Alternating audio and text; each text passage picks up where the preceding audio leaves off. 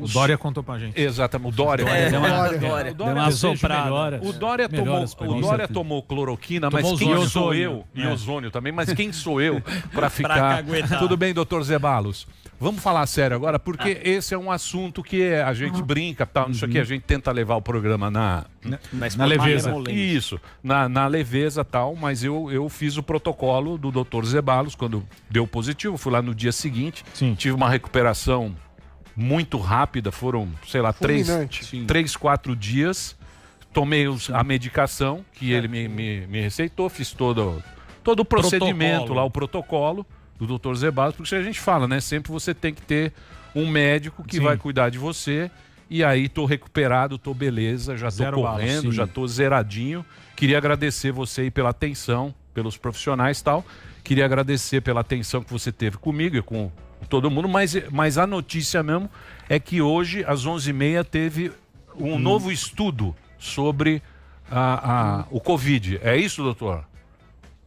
Na realidade, você está falando sobre o caso, eu não sei, que falam que tem uma reinfecção documentada, é isso? Ou você está falando sobre as nossas perspectivas de a gente tratar ambulatorialmente o paciente, que isso é uma novidade aqui no Brasil, começou depois de um sucesso que a gente teve no Pará. O que eu queria começar é explicar para as pessoas que no começo do século XX, no começo do século XXI, final do século XX, eu vi uma pessoa muito inteligente discutindo as informações via web, e um dos questionamentos que ele fazia é: vamos supor que você quer calcular a distância da Terra para a Lua. E ele estava preocupado que as pessoas só iam direto na informação e não iam pensar. E ele levantou a seguinte hipótese: muito mais importante do que você ter essa notícia é você entender como ela foi calculada. Por que eu estou levantando isso? Porque as notícias aparecem e as pessoas ficaram mal acostumadas em parar para entender o porquê. Isso atrapalha muito.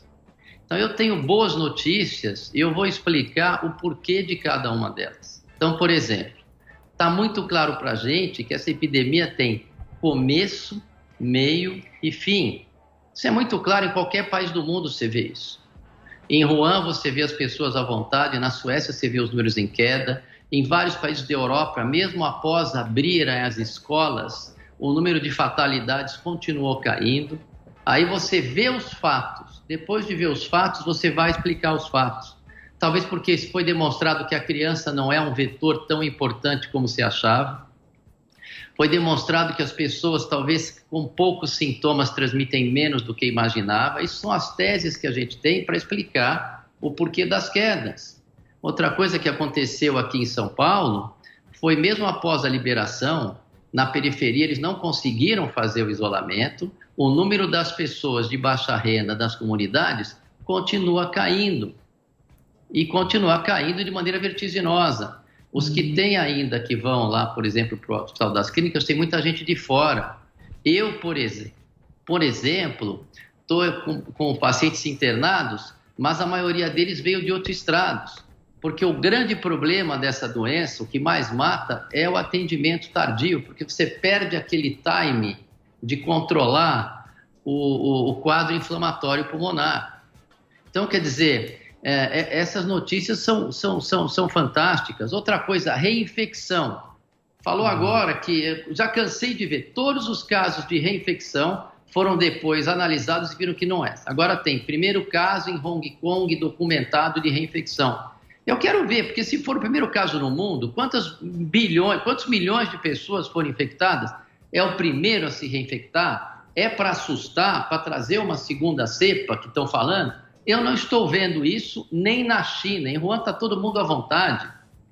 As pessoas ficam falando também do novo normal. Para mim, o novo normal vai ficar o velho normal. Eu tenho experiência, aí já é minha experiência própria, com o caso do Pará, que a gente, por falta de opção, teve que dar o remédio via oral quando não tinha hospital. E aí as médicas do Pará começaram a usar esse tratamento, vamos dizer, ambulatorial, que a gente trata monitorando, vigilando o paciente de perto.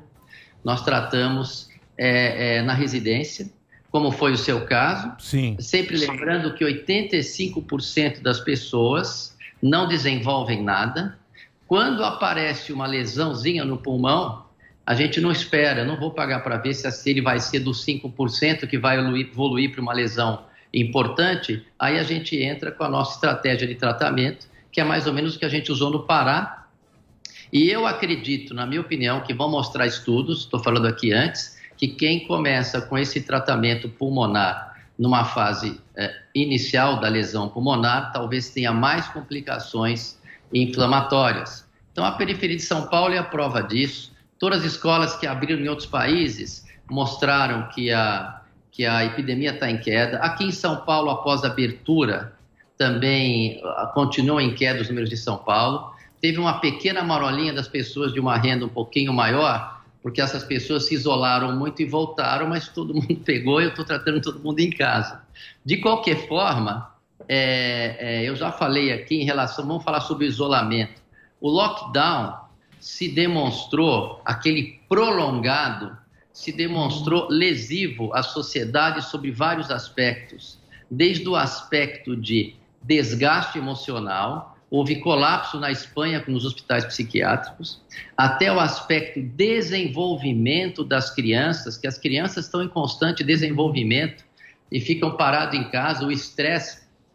O lockdown prolongado, eu não vou falar nem na questão econômica. Eu me lembro que eu dei uma entrevista um mês após o lockdown. Não posso criticar as pessoas que, sem conhecimento inicial, tomaram essa opção achando que poderia ser boa. Eu estou dizendo que a gente aprendeu.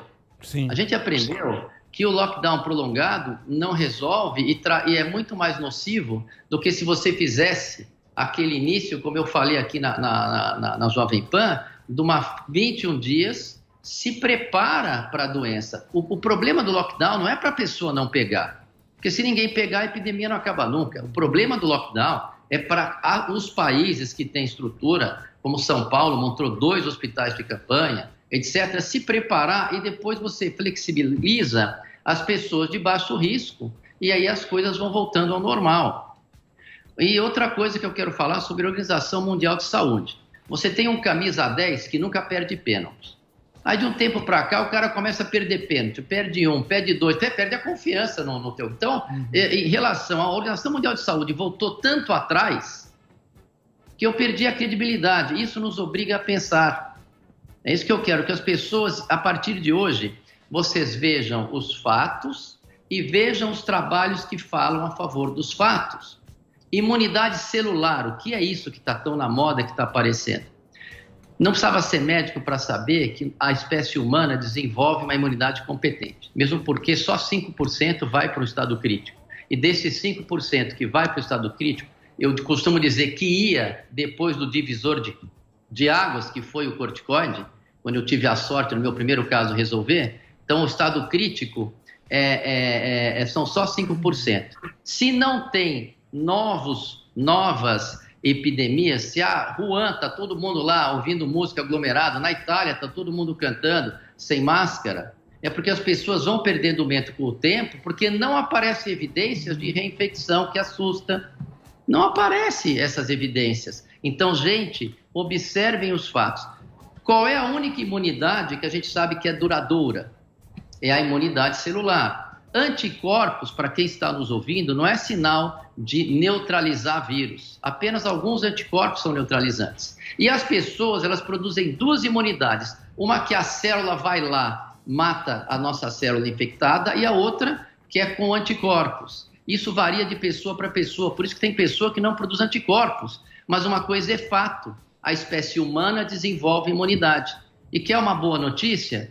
Em relação àquele SARS-CoV-1, eles foram medir essa imunidade celular, que é complexa, todo mundo fica me perguntando como medir. Não tem na via de rotina, tem que ser pesquisa. Aliás, eu quero fazer uma pesquisa de dosar a imunidade celular bem na hora que aparece a lesão no pulmão, porque aí eu provo por que meus casos dão certo ambulatorialmente. Estou atrás disso, nós vamos fazer. Vamos publicar os casos do Pará. Mas estudaram as pessoas que tiveram o coronavírus número 1, 17 anos atrás. Foi em 2003 essa epidemia. Sabe o que eles encontraram? Que a imunidade célula, que são células de memória, que ela é duradoura e ela ainda tem uma imunidade que pega o SARS-CoV-2. Foi um estudo com 73 casos, mas é mais do que suficiente de mostrar que a imunidade celular é duradoura. Para quem estudou imunologia, que nem eu, a gente vê que a imunidade celular é muito eficiente de células de memória. Tá bom? Por que eu acredito mais nesse trabalho do que no outro que o anticorpo cai e não duvida? Porque a epidemia ela não dura. Essa epidemia não dura. A própria Organização Mundial de Saúde começou a falar que já está caindo no Brasil, só que o Brasil ainda tem cidades que não chegou.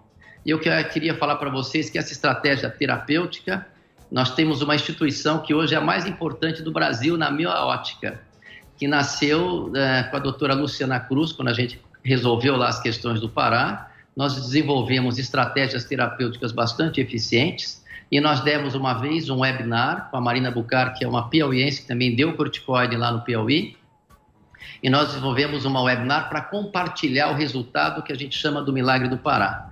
Foram se criando grupos nos 27 estados, com 50 líderes. Desses 50 líderes, tem 10 mil médicos, que para quem quer adotar esse protocolo, que na realidade é um atendimento precoce, é a liberdade do médico e do paciente escolher, mas isso cresceu de uma maneira absurda porque nós temos resultados, e quando você tem fatos, resultados, não tem argumento, isso se espalha, porque todo mundo quer se salvar do problema. Isso chama-se Vencendo a Covid-19, e eles hoje foram levar esses resultados. Eu não pude ir porque eu estou com vários pacientes internados, não posso abandonar, mas eles foram lá entregar e compartilhar esses resultados no Palácio do Governo, e é um movimento totalmente apolítico. E eu acho essa instituição hoje, que é uma instituição orgânica, a mais importante, pois ela segura, salva vidas e ajuda a dar substrato, a dar fatos para evitar esse lockdown rigoroso. As pessoas estão com muito medo de pegar. Lembre-se, o isolamento não é para não pegar, o isolamento é para evitar o colapso. A grande maioria evolui bem, e nós temos, por exemplo, um exemplo, em Nova York, quem ficou isolado, aumentou 800% dos casos de chamarem o 9/11, de pessoas que morreram em casa. E vou fazer uma observação que é verdadeira e é fato. Dos 113 mil mortos do Brasil, nem todos morreram de Covid, mas como diz o meu amigo Paulo Porto, um brilhante neurocirurgião, dos mais brilhantes que eu conheço, eles morreram com Covid. Por que a gente chega a essa conclusão? Eu gosto sempre de explicar o porquê. Nós chegamos a essa conclusão porque sumiram as outras doenças. Onde é que foram parar as outras doenças? Tá certo? Então eles morreram com Covid e não de Covid.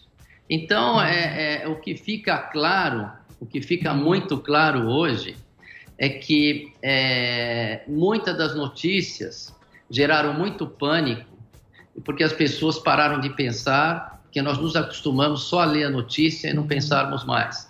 E esse pânico é nocivo para a saúde, o pânico aumenta o número de doenças. Então, o que eu quero é falar com otimismo que nós já passamos do pico dessa doença, nós temos uma imunidade celular competente e, diferente do que a OMS falou, que ela disse que 90% das pessoas são suscetíveis. Eu explico por quê. Vamos pensar junto, isso não é verdade. Eu tenho a experiência aqui da periferia de São Paulo. Não conseguiram fazer isolamento, apesar dos líderes da comunidade tomaram algumas medidas, mas aquele isolamento proposto não foi realizado e os hospitais de campanha ficaram ociosos. O HC chegou a ficar um pouco perto de ficar totalmente lotado, com 700 vagas, mas hoje só tem 130, 140, inclusive vem pessoas de fora, nem todos são de São Paulo.